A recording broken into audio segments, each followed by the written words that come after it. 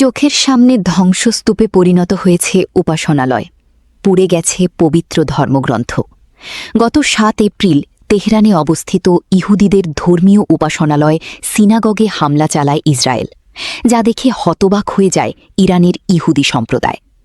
তেহরানের ইউসেফাবাদ পাড়ার রাফিনিয়া সিনাগগটি ছিল ২০ শতাব্দীর মাঝামাঝি সময়ের এক ঐতিহাসিক নিদর্শন।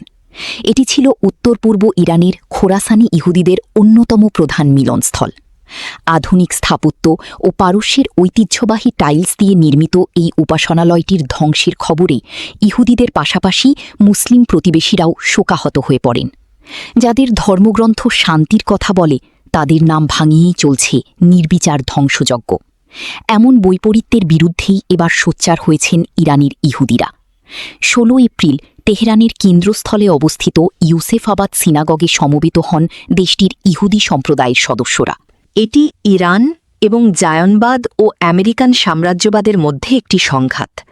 আমরা ইরানি ইহুদি জনগণ, আমরা এই সম্প্রদায়েরই অংশ। আমরা ইরাকের সাথে ৮ বছরের যুদ্ধের সময়ও এখানে বসবাস করেছি। আমরা এখানে আমাদের অন্যান্য ইরানি ভাইদের পাশেই আছি। আমি প্রথমে ইরানি এবং তারপর ইহুদি। আমি আশা করি যে একদিন এই সংঘাতের অবসান ঘটবে। ধর্মের কারণে মানুষের মধ্যে কোনো বিভেদ রেখা নেই। এটা ঠিক যে আমি ইহুদিদের প্রতি সহানুভূতি অনুভব করি, কারণ আমি আমার ইহুদি ধর্মকে ভালোবাসি। কিন্তু এর মানে এই নয় যে অন্য ধর্মের মানুষের জন্য আমার দুঃখ লাগবে না। আমরা অনেক আগে থেকেই জানি যে জায়নবাদী শাসন ব্যবস্থা শুধুমাত্র নিজেদের স্বার্থে ইহুদি ধর্মের নাম ব্যবহার করে। যুদ্ধ কখনোই ভালো কিছু বয়ে আনে না। হত্যাকাণ্ড যে পক্ষেই ঘটুক না কেন, বেসামরিক মানুষ নিহত হওয়াটা খুবই বেদনাদায়ক। ইসরায়েলি সামরিক বাহিনী দাবি করেছে যে রাফিনিয়া সিনাগগ তাদের লক্ষ্যবস্তু ছিল না।